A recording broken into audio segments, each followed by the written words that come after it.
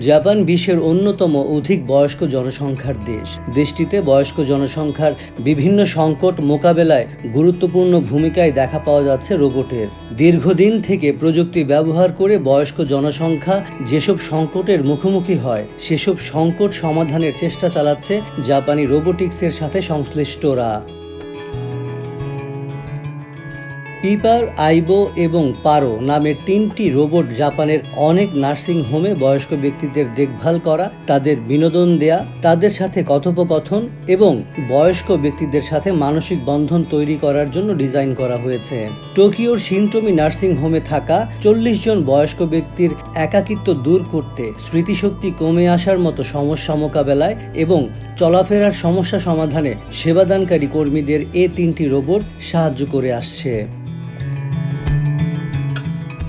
Pepper নামের রোবটটির গড়ন অনেকটা হিউম্যানয়েডের মানুষের মতো দেখতে, এবং এটি জাপানের অন্যান্য সামাজিক রোবটের মতো মানুষকে সেবা দিতে বানানো হয়েছে। 4 ফুট লম্বা রোবটটি এমন একটি ভিত্তির উপর চলে যেখানে এটিকে দেখতে দাবা বোর্ডের একটি বড় সাদা টুকরোর মতো লাগে।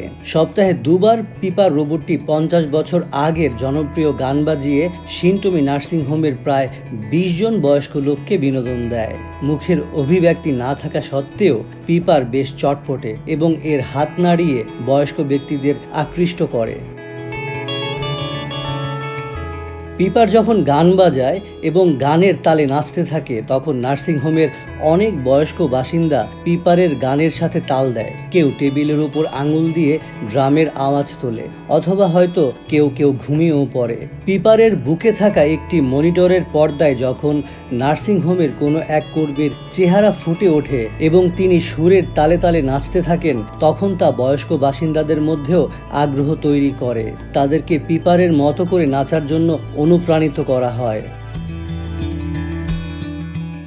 জাপানিদের কাছে সবথেকে জনপ্রিয় সামাজিক রোবট হলো পারো।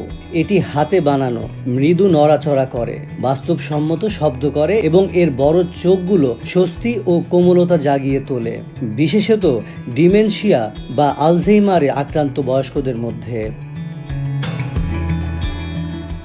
বয়স্কদের চলাফেরায় সহায়তা করার জন্য শিনটোমির কর্মীরা এক্সোস্কেলটন ব্যবহার করেন।